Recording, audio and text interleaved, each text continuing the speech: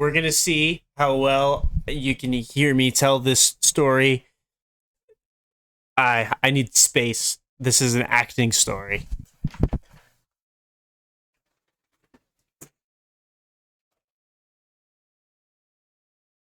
So, uh, I we lived in Peru for 2 years almost.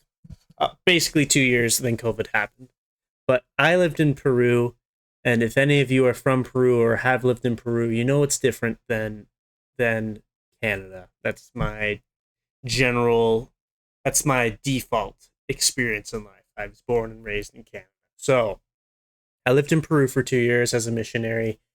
And despite all of the many experiences I had serving a mission, it was great. I love Peru, beautiful country. But there was one really good, not good, but really unique experience that I had that I love to tell. Told many of my friends and loved ones. I told many people in Peru as well, and they were blown away by this story. So this isn't a unique Peru experience. This isn't a typical thing that happens, but it happened to me. So just to lay out the groundwork here, lived I was living in Arequipa at the time. Arequipa is one of the larger cities in Peru, in the southern part of Peru anyway. It's like the biggest one in the southern part of Peru. And when I was living in Arequipa, I lived in a building that was like 3 stories. And the typical way of building, from my understanding in Peru, is you lay the brickwork and you build it, and then you put a floor, and then if you want to go higher, you just do the same thing. I think that's kind of how all building works, really. But in here, they like built it halfway, so it's like semi walls to enclose the upper part of the roof, so it's not just like a drop off of the roof. So it's like almost like uh, a brick wall all the way around the rooftop, but it's open to the sky, right? And there's stairs that go up to it because usually there's clotheslines that are hanging across the rooftop to hang your clothes to dry, and there's a washing tub or whatever on the roof. There's a little bit of stuff that you can do on the roof. Now, I am preparing to go to a meeting with my mission president, and my companion is using the bathroom, doing all the things that you do in a bathroom. And we had to go soon, so I was like, I'll go up to the rooftop, which we frequently went up to brush my teeth. I wanted to not have stinky breath when I went to the mission president's to have a meeting with him. So I got my full suit, and I grabbed my toothbrush, and I ran up to the rooftop and started brushing my teeth in that big wash sink. I've done it before, wasn't the first time. Normal situation thus far. And my view from the rooftop, I was lucky enough that I was in the part of Arequipa that was like one of the closer areas to seeing the volcano Misty. So if any of you know about Arequipa, Peru, there's a giant volcano named Misty. Beautiful thing, not active as far as I know, but an awesome view. I am from Ontario, Canada. There are no mountains here, barely hills. So super cool place to live for me to see that every single day. Beautiful. I'm brushing my teeth, looking at this giant volcano, having a great time. So paint the scene for you. This is the sink. Standing here, wet my toothbrush, put the toothpaste on the toothbrush, and I'm brushing away. And I'm kind of looking at the running water. That's just what I do when I brush my teeth. I just stare at the running water and space out, and count my areas, count my squadrants, count the teeth that I've brushed inside and out. And I noticed as I was brushing that there is a pipe that was coming out, and it kind of just opened up beside the sink. So the sink is here. There's just a little pipe that sticks out on the corner. And from what I understand and what I assume, it's like a ventilation kind of pipe for gases and stuff to escape to relieve pressure from the piping system. So that escape allows the water pressure to be maintained. That's just a very basic understanding. I'm not a plumber. I'm definitely not a Peru plumber, but there's this open pipe. And so I'm brushing my teeth, and the pipe's kind of up here in this corner of my eye, just barely in my peripheral, and I'm brushing, and I wasn't paying full attention, obviously, but I noticed a black mass in that area of my vision, just in the corner. And you think, you're on a rooftop. It could be a bird perched somewhere. It could be like a transformer hanging on like a pole that's just at the corner of the street. It could be anything. And it didn't seem to appear rapidly. It just was there. It blinked into my perception. So I'm still brushing, not really paying any mind, but it's definitely there, and I definitely see it. And as I'm brushing my teeth, I am just 1 second I blink and I'm brushing, the next second I open, and this mass has now moved rapidly into my full view. It's now here in this vicinity of my sight, and it is rapidly approaching my chest. And I have no time to react. I am still just brushing away. This is coming at me at this speed, this fast, and it's hit my chest now. And I have not had enough time to fully realize what has happened. From right now, there are 3 possible things that have occurred. A bird has flown into my chest. That is number 1 idea of possibility as I'm brushing my teeth. Second possibility, someone has shot me with a gun. I've been shot in the chest with a gun, and I have yet to feel and understand the full impact and ramifications of this mortal wound, but I have been shot. There was an impact. It landed. They got me. Third, someone has thrown a beanbag from a neighboring rooftop in my area, and they have nailed me. I'm hit. As far as beanbags being thrown and games played, I am out. I've been hit. Now the reality of the situation is to be explained. I am hit. I go, oh! And I look down, and there is a large rat. A big black rat is on this part of my chest. He is clinging on to all efforts with his upper paws, and he is looking into my eyes as I look down and see him. He sees me, he sees my fear, and I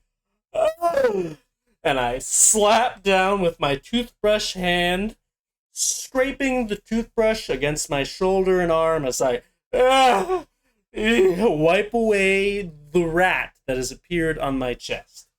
Now, I have been standing hunched over the sink. Now I'm standing fully erect, looking down at this rat that has just recently jumped me and it tried to attack my jugular. And it is now resting like so on the floor. Just looking like this. Imagine this is not a computer mouse, but a black Peruvian rat. And he is sitting there sulking and shaking rapidly. He's obviously tired from whatever his excursion was. In this time, I took a look at him, and I spoke to the rat, because I am beyond words at this point, except for the words that I uttered to him. I said, "What are you doing here? Where did you come from?" And it dawns on me that perhaps this rat scaled the pipe. He climbed all the way to the 3rd story, and he emerged. He emerged from the pipe. And in an effort to, I don't know, flee or in excitement, he jumped to the nearest thing to him besides the pipe, and that was me, my chest specifically. And I thought he was attacking me. I still don't know to this day if he was, but he landed on my chest. I brushed him off. He's on the ground. And I say, "What are you doing, man?" And he's shaking. He's soaking wet. And my chest is now wet from rat juice. And I think, well, I can't have a rat running around in my home. I share this home, so we just had the upper apartment, and then there was a member that that gave us the housing base. It was her house, but she allowed us to stay in that part of her house. This is her house. I have to defend the home of this gracious member that has given me a home in Peru. I'm like, I have to kill you now. That's what I said to the rat. These are all words that I said. I said, "Where did you come? What are you doing? I have to kill you now." And now began the encounter, and in a Fallout-esque way. If any of you ever played the Fallout games, I went into that focus mode, and I looked around for things. And the only thing on this roof that I could use as a weapon other than my feet and hands was a glass bottle. I think it was, for some reason in my mind, it was a Snapple bottle, but I don't think there's Snapple readily available in Peru, especially where I was. I don't remember ever seeing what beforehand, but there was a bottle, and for the sake of the story in my memory, it was a Snapple bottle, and it was like a foot away. So I think in my head, the second I move, because right now we're at a cowboy standoff, the second I move, he's going to move. So I looked, and we were right in the middle of the roof. It's a relatively big roof. And I look, and to my right is the staircase. I don't want him going that way. That's the last place I want this rat to be. And to the left is just wall. So if I reach to my right where the bottle was, I can maybe scare him into going left, which is the only place I want him to go, is away from the stairs. So I act, and I reach, and I grab the bottle, glass bottle, not this, and I bring it back like this, like I'm about to throw a throwing knife, but it's a freaking glass bottle, and I square it up. He hasn't moved. He didn't react. He's terrified in fear. He's paralyzed in it. And I line up the bottle, and I go, and I throw the bottle, and snaps, breaks. I hit him in the head. I swear I hit him in the head. But he still ran. He had the adrenaline pumping, and he ran right to the left, which is exactly where I wanted. I'm like, no! And I ran after him. And then I boomed him. I kicked him as hard as I could. And he flew against the wall, and he landed like this. And then he got back up, and he ran the other way towards the stairs. And I went, no! And I ran after him, and I kicked him again. And he hit the wall and landed. And then he was stumbling. He was woozy from the damage I had caused him. I'd nailed him 3 times. Bottle, kick. And then, fortunately and unfortunately for him, he landed right beside a pile of bricks that were laying on the rooftop. In the off case that a builder would come and build another floor, they were readily available. So I grabbed the closest brick, and I lifted it up above my head, and I was like, "I'm sorry, little one." And I slammed the brick on him. And he was pretty well deceased. I saw him still moving, and I felt bad. Like, all he did was jump me. I didn't want to put him through any more suffrage than was necessary. So I went up to him, and I finished him with my shoe. I crushed his head to put him right out of his misery. Gruesome. Viewer discretion is advised. I feel bad, but it was a rat in my home, and I had to put him down. Now remember, I'm on the 3rd floor, so everything happening up there can be heard relatively, especially in encounters such as this. Glass, brick, screaming as I'm kicking. Everyone in the home heard this encounter on the roof and the slamming and bamming. So right after I finished killing my mortal enemy, The member lady ran up. Her name was Yudi. Very nice lady. I love her. And she's like, what? Or no, she didn't run up. Sorry, I lied. It was my companion. He's like, what is going on? What are you doing? And then he saw the rat. And it was a big rat. Okay. I haven't had many encounters with many rats. I don't know if they're like, it's like a New York City size rat. Like that, those things are massive, but it was a big rat. Like, I don't know how to put this to scale via video camera. It was like, it was body was like this, and then with the tail, it was like this, like long dog. That guy was like a foot and a little bit of length. No, a little bit more than that, like a foot and a half, I'd say. My story. And so my companion's like, dude, what is going? Oh my gosh, you've destroyed this rat. Good job. And then we're like, oh, and he's like, he was all excited because he's like, that's awesome. And then he ran down and he got the sister, the member lady, and she's like, oh my goodness, what did you do? Like, oh, well, thank you, but this is gross. You're violent.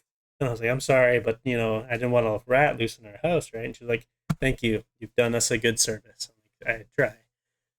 And then after my gruesome battle, sweating, shaking from the adrenaline rush, and I'm covered in rat juice via my chest and shoe, I was like, well, we got time to go and see the president, right? So I went and changed my shirt, washed my hands, and finished brushing my teeth, and off we went. And that was the first thing I told my president and his wife when we got to the mission home, and they were like, dude, that's wild. And that was that's my epic rat story.